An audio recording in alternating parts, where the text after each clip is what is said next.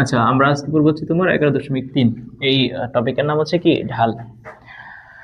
মূলত এটার এক্সপ্রেশন হচ্ছে m সমান হচ্ছে tan থিটা।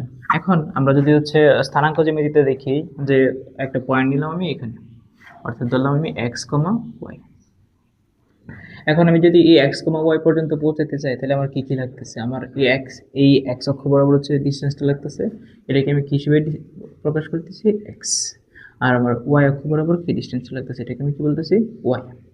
এখন আমি যদি একটু বলি যে tan থিটা, তাহলে tan থিটা সমান কি আছে?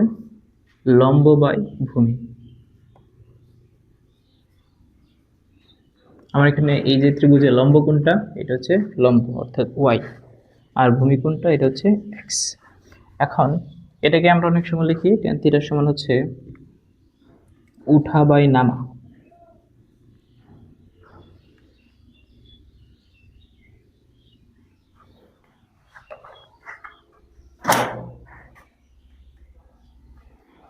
অথবা উঠা বাই হাঁটা।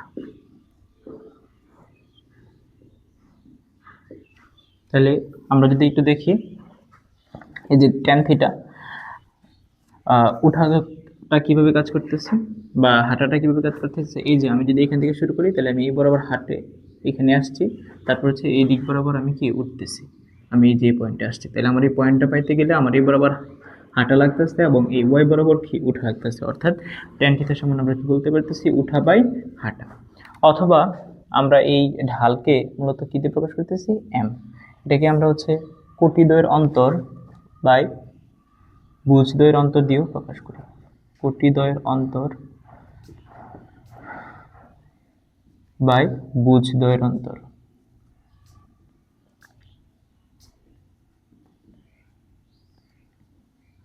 তাহলে আমাদের কোটি বলতে কি? কোটি হচ্ছে ওয়াই গুলা। তাহলে আমি ধরলাম যে কোনো দুইটা পয়েন্ট নিয়ে যদি কাজ করি তাহলে y2 মাইনাসের y1 বাই x2 মাইনাসের হচ্ছে x1, এরকম। হ্যাঁ, তাহলে আমি যদি আবার শুরু থেকে একটু বলি ঢালটা কি। ঢাল হচ্ছে, ঢালকে আমরা মূলত প্রকাশ করেছি m সমান tan থিটা দিয়ে। আর ঢালের হচ্ছে এক্সপ্রেশনটা কেমন?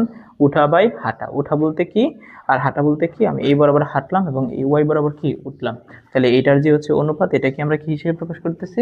tan থিটা হিসেবে প্রকাশ করতেছি। হ্যাঁ, আর m সমান আমরা আবার বলতেছি কোটিদ্বয়ের অন্তর বাই ভুজদ্বয়ের অন্তর। তাহলে কোটিদ্বয়ের অন্তর বলতে কি? আমরা মূলত ওয়াই গুলোরে কি বলি? কোটি, এবং ভুজগুলোরে কি বলি? এক্স। তাহলে কোটিদ্বয়ের অন্তর বলে হচ্ছে এই যে y2 মাইনাসের y1, আর ভুজদ্বয়ের অন্তর মানে হচ্ছে x2 মাইনাসের x1। তাহলে আমাদের সূত্র হয়েছে। তাহলে এখন আমরা হচ্ছে ম্যাথ করি।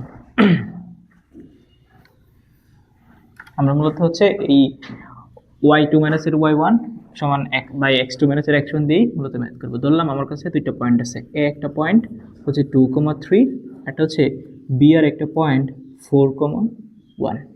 তাহলে আমি যদি করি m সমান, তাহলে কি আসবে?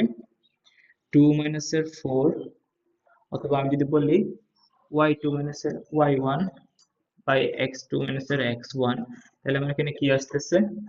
আমার y2 কোনটা? y2 হচ্ছে 1, আর y1 কত? 3, আর x2 কত? 4, x1 কত? 2। মাইনাসের 2/2, আলটিমেট রেজাল্ট আসতেছে কত? মাইনাসের 1।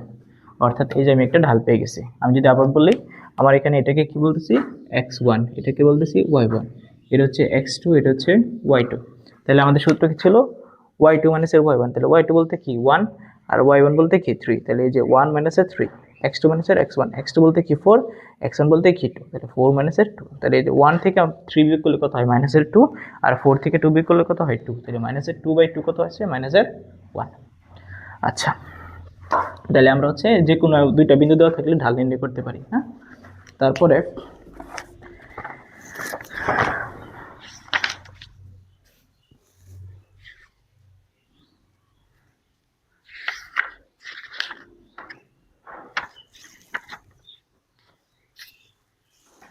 যদি এবার তিনটা বিন্দু দেওয়া থাকে, ধরলাম হচ্ছে আমার কাছে এবার তিনটা বিন্দু দেওয়া আছে। একটা বিন্দু যার হচ্ছে পয়েন্ট কত দেওয়া আছে? পয়েন্ট দেওয়া হচ্ছে 2,2। বি একটা বিন্দু আছে 5,2, আর এটা হচ্ছে সি একটা বিন্দু আছে, এটা হচ্ছে 2,7। আমাকে বলছে কি কার্টেসীয় আহ, তলে এ বি এবং এসি রেখা অঙ্কন করো। হ্যাঁ, তাহলে এ বি ও সি রেখা ঢাল নির্ণয় করো। অর্থাৎ আমাকে এখানে বলে দিছে তোমার কি এ বি আর হচ্ছে এসি এর ঢাল নির্ণয় করতে। এ বি আর এসি এর ঢাল নির্ণয় করতে বলে দিচ্ছে। তাহলে আমরা চলো নির্ণয় করি। এটা তো আমরা বুঝছি, এটা রেখে দিলাম, আমাদের এটা লাগতেছে না। তাহলে আমার এখানে কি আছে এবি, তাহলে এম অফ এবি এইভাবে লিখতে পারি, অর্থাৎ এবি রেখার ঢাল। তাহলে ওয়াই টু বলতে কি বুঝে, আমরা এখানে এটাকে যদি ধরি এক্স ওয়ান, এটা হচ্ছে ওয়াই ওয়ান, এটা হচ্ছে এক্স টু, এটা হচ্ছে ওয়াই টু। তাহলে তুমি কি করবা, ওয়াই টু মাইনাসের Y one by X two মাইনাসের এক্স ওয়ান। তাহলে কি করা যায়, টু মাইনাসের টু, 5, 2 ছিল, 2 minus two divided X two মাইনাসের এক্স ওয়ান, তাহলে কত আসে 5 মাইনাসের 2 আসে। আচ্ছা, এটা হচ্ছে একটা আসে। তাহলে আমরা যদি 2 থেকে 2 বিয়োগ করি কত আসে, 0 বাই হচ্ছে 3। তাহলে ধরে নিলাম আমার তোমার কাছে হচ্ছে শূন্য টার্ম আছে। তাহলে শূন্য টার্ম যদি তুমি তিনজন মানুষের মধ্যে ভাগ করো, তাহলে প্রত্যেকে কয়টা পাবে, শূন্যটা করে পাবে, তাই না? তাহলে 0/3 মানে কত, 0, অর্থাৎ তার ঢাল আসছে কত, শূন্য। এবার যদি আমরা আবার এম এসি নির্ণয় করি, তাহলে কি আসে, সেমভাবে এই যে এটা হচ্ছে তোমার এখন ওয়াই টু, এটা হচ্ছে ওয়াই ওয়ান, ওয়াই টু, আর আমার কাছে কি এ এবং সি নির্ণয় করতেছে। তাহলে এটা কি, এটা হচ্ছে এক্স ওয়ান, এটা ওয়াই ওয়ান। তাহলে এই দুটো নিয়ে কাজ করবো আমরা। তাহলে এই যে তোমার কি আছে 7 মাইনাসের 2 আর হচ্ছে 2 মাইনাসের 2, তাহলে কি আসে 5/0।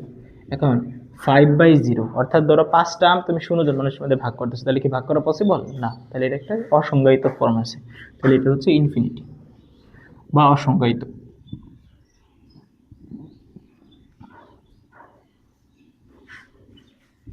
এরকম আসে, বুঝছো?